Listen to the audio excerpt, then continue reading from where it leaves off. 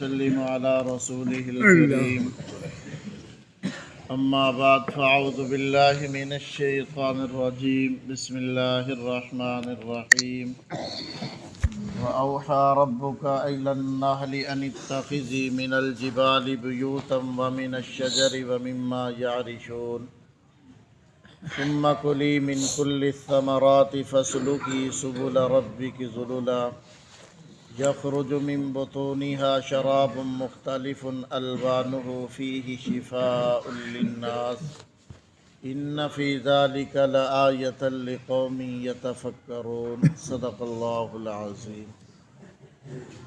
ان آیتوں میں اللہ تعالیٰ نے شہد کی مکھی کے متعلق اپنی قدرت کو بیان فرمایا ہے، اور اس ضمن میں شہد والی نعمت کا بھی بیان آ گیا۔ تو اللہ تعالیٰ فرماتے ہیں وَأَوْحَى رَبُّكَ إِلَى النَّحْلِ، اور وہی بھیجی تیرے رب نے شہد کی مکھی کی طرف۔ تو یہاں اوحا یہ اپنے اصطلاحی معنی میں نہیں ہے، بلکہ اس کا لغوی معنی مراد ہے۔ اللہ تعالیٰ نے شہد کی مکھی کے دل میں یہ بات ڈالی، اللہ تعالیٰ نے اس کے الہام کیا کہ ان اتخذی من الجبال بیوتا، یہ کہ تو بنا گھر پہاڑ میں، ومن الشجر، اور درختوں پر، ومما یعرشون، اور اس چیز سے جو کہ لوگ بلند کرتے ہیں یا جہاں پر لوگ چھتریاں بناتے ہیں، جو تعمیرات ہوتی ہے وہاں پر اپنے مکانات کو بنا۔ اللہ تعالیٰ نے شہد کی مکھی کو جو عقل، جو سمجھ، جو فراست دی ہے، وہ باقی جانوروں سے، باقی پرندوں سے مختلف ہے۔ شہد کی مکھیوں کے اندر جو انتظامی صلاحیتیں اللہ تعالیٰ نے رکھی ہیں وہ باقیوں سے مختلف ہیں۔ ان کا ایک باقاعدہ اپنا نظام ہے جو بڑا مستحکم ہوتا ہے۔ شہد کی مکھیوں میں ایک ان کی ملکہ ہوتی ہے جس کو یعصوب کہتے ہیں، اور ان کے ہاں وزارتیں ہوتی ہیں، ان کے ہاں باقاعدہ ہر کام نظم و ضبط کے ساتھ ہوتا ہے، اور ان کے اندر ہر کام کے مختلف جو ہے وہ ٹولیاں ہوتی ہیں۔ اس کے خلاف جو کرتا ہے اس کو باقاعدہ ملکہ کی طرف سے سزا دی جاتی ہے، اور حتیٰ کہ جب یہ ملکہ چلتی ہے تو اس کے آگے کوئی مکھی چل نہیں سکتی، جو اس سے آگے اڑنے کی کوشش کرتی ہے اس کو قتل کر دیا جاتا ہے۔ تو اللہ تعالیٰ، اور یہ ملکہ 3 ہفتوں میں 6,000 سے 12,000 تک انڈے دیتی ہے۔ یہ اللہ تعالیٰ کی بہت بڑی قدرت ہے۔ آپ اس کا وجود دیکھیں اور اللہ کی قدرت دیکھیں کہ 3 ہفتوں میں 6,000 سے 12,000 تک انڈے دینا۔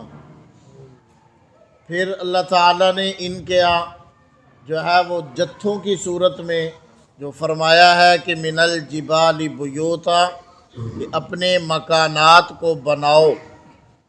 حالانکہ مکانات تو تمام جو ہے وہ جانور بناتے ہیں اپنے رہنے کی جگہ، لیکن خاص طور پر اس کا ذکر اس لیے کیا کہ ان کے مکانات عام جانوروں اور پرندوں سے مختلف ہوتے ہیں، جتھوں کی شکل میں ہوتے ہیں، اور وہ بھی جو یہ چھتوں پر اپنے خانے بناتے ہیں تو اس میں 20,000 سے لے کر 30,000 تک کا کھانا ہوتا ہے ایک جتھے میں۔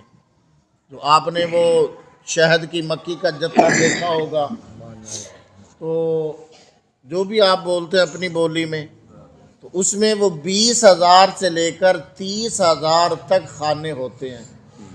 ایسی کاریگری سے جو ہے. پھر ان کے ہاں ایک یہ ہے کہ باقاعدہ پہرے داری کا نظام ہے، دربان کا انتظام ہوتا ہے. اگر کوئی مکھی گندگی پہ بیٹھ کر آتی ہے تو اس کو اس جتھے کے قریب نہیں جانے دیتا، اس کو فوراً قتل کر دیا جاتا ہے. یہ اللہ تعالیٰ نے جو ہماری خوراک کے لیے شہد تیار کرایا ہے، آپ اندازہ لگائیے اللہ تعالیٰ نے کس قدر حفاظت کا انتظام کیا ہے. یوں ہی تو نہیں اللہ فرماتے فَبِأَيِّ آلَاءِ رَبِّكُمَا تُكَذِّبَانِ کہ اپنے رب کی کون کون سی نعمتوں کو جھٹلاؤ گے، کس کس نعمت کا انکار کرو گے، کس کس نعمت کی ناشکری کرو گے. تو اللہ تعالیٰ اب جب یہ ملکہ چلتی ہے تو اس کے آگے جو ہے وہ اس کے پیچھے پہرے دار ہوتے ہیں باقاعدہ، اور ان کے چلنے کی رفتار جو ہے وہ غالباً 34 یا 35 میل فی گھنٹے کی رفتار سے یہ جو ہے ان کی یہ چلتی ہیں. تو یہ اللہ تعالیٰ نے ان کے اندر ایک انتظامی صلاحیت رکھی ہے. تو اللہ تعالیٰ نے 3 جگہ ان کے لیے ذکر فرمائی ہیں کہ اپنے مکانات بناؤ.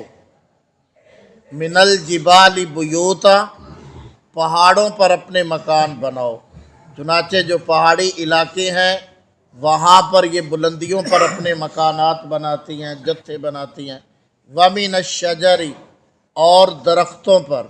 وَمِمَّا يَعْرِشُونَ، اور اس میں جو لوگ جو ہے چھتریاں بناتے ہیں، یا جو لوگ جو تعمیراتی کام کرتے ہیں، جو بلند عمارتیں بناتے ہیں، وہاں پر بناؤ. تو یہ اللہ تعالیٰ نے ان کے مکانات کے سلسلے میں بات فرمائی. ایک حکم تو یہ ہوا. دوسرا حکم ہوا ثم کلی من کل الثمرات، کہ پھر کھاؤ پھلوں سے، ہر قسم کے پھلوں سے جو ہے وہ تم رس چوسو. ان کے کھانے کا مطلب رس کا چوسنا ہوتا ہے. چنانچہ جو ہے یہ مختلف پھلوں سے رس چوس کر اپنے پیٹ میں لاتی ہیں، اور اس سے اللہ تعالیٰ ان کے پیٹ میں ایک شہد کو پیدا کرتا ہے. اس شہد کے نظام کو اللہ تعالیٰ بناتا ہے. اب پھلوں کا رس مختلف ذائقوں کا ہوتا ہے، لیکن ان کے پیٹ میں تیار ہونے والا شہد جب ہم استعمال کرتے ہیں تو ہمارے لیے وہ میٹھا بنا دیا گیا. یہ فلٹر سسٹم اللہ تعالیٰ نے ان کے پیٹوں میں لگایا ہوا ہے. جس قسم کا رس بھی چوسیں، جس پھل سے بھی رس چوسیں، اس کا ذائقہ چاہے جیسا کیسا ہی کیوں نہ ہو، کھٹا ہو، میٹھا ہو، نمکین ہو، جیسا کیسا بھی ہو، لیکن جب یہ شہد تیار ہو کر نکلتا ہے تو وہ میٹھا ہوتا ہے. یہ بھی اللہ تعالیٰ کی ایک بہت بڑی قدرت اور بہت بڑی کاریگری ہے جو انسان سمجھنے اور اللہ کا شکر گزار بندہ بن جائے. تو اللہ تعالیٰ نے جو ہے وہ یہ نظام بنا دیا. پھر یہ جو بیری کے پتوں سے رس چوستی ہے، عرب کے ہاں یہ شہد جو ہے وہ بڑا عمدہ سمجھا جاتا ہے. بیری کے جو ہے وہ جو رس چوستی ہے نا، اس کا شہد بڑا عمدہ سمجھا جاتا تھا عرب کے اندر. تو یہ شہد جو ہے وہ مہنگا بھی بکتا تھا. تو یہ اللہ تعالیٰ نے اس کے اندر ایک اور صلاحیت رکھ دی ہے. تو بہرحال اللہ کی طرف سے دوسرا حکم ہوا ثم کلی من کل الثمرات، پھر چوسیے گا رس ہر قسم کے پھلوں سے. ہر قسم کے پھلوں سے مراد پوری دنیا کے پھل نہیں، جس علاقے میں وہ ہیں وہاں سے اکثریت مراد ہے. فَاسْلُكِي سُبُلَ رَبِّكِ ذُلُلًا، تیسرا حکم. پھر جو ہے وہ چل ایسی راہوں پر جو آپ کے پروردگار کی طرف سے مسخر کی ہوئی ہیں. پھر اس کے لیے جو اللہ تعالیٰ نے رستوں کو مسخر کیا ہے، اللہ فرماتے ہیں اس پر چل. اور ایسا کبھی نہیں ہوا کہ جتنی مرضی دور دراز یہ چلی جائیں، کبھی بھی یہ شہد کی مکھی اپنے گھر کا راستہ نہیں بھولتی. اب اس کو اس کے گھر کا راستہ بتانے والی کون ذات ہے؟ وہ اللہ تعالیٰ کی ذات ہے. یہ صلاحیت، یہ سمجھ اس میں کس نے ڈالی ہے؟ وہ اللہ تعالیٰ کی ذات نے ڈالی ہے. کبھی یہ اپنا جو ہے وہ گھر کا رستہ نہیں بولتی، چاہے جتنی مرضی دور دراز چلی جائے۔ تو یہ اللہ تعالیٰ فرماتے ہیں فصلوں کی سبل ربی کی ذللا، کہ اپنے رب کے پیدا کیے ہوئے مقرر کیے ہوئے رستوں پر چل جو اللہ نے تیرے لیے مسخر کر دیے۔ تو یہ اللہ تعالیٰ کی بہت بڑی قدرت ہے اگر ہم سمجھنا چاہیں۔ آگے پھر فرمایا یخرج من بطونہا شراب مختلف الوانہ، پھر اللہ تعالیٰ نکالتا ہے اس کے پیٹ سے مختلف پینے کی چیزوں کو، مختلف مشروبات کو۔ وہ شہد ہی کو اللہ تعالیٰ نکالتا ہے جس کے رنگ مختلف ہوتے ہیں، ذائقہ مختلف ہوتا ہے، چھوٹا شہد، بڑا شہد جو ہے وہ، پھر بڑی مکھی کا شہد، چھوٹی مکھی کا شہد، یہ اللہ تعالیٰ نے پھر تقسیم رکھ دی ہے، اور ہر ایک میں اللہ تعالیٰ نے فوائد الگ الگ رکھ دی ہیں۔ اب یہ تمام نظام چلانے والی کون سی ذات ہے؟ یہ اللہ تعالیٰ کی ذات ہے۔ اگر ہم اس کی قدرتوں میں غور و فکر کریں، اگر ہم اس کی نعمتوں پہ غور و فکر کریں، ہم سوچ و بچار کریں، تو اللہ کے شکر گزار بندوں میں شامل ہو سکتے ہیں۔ اللہ ہمیں سمجھنے کی، عمل کی توفیق دے۔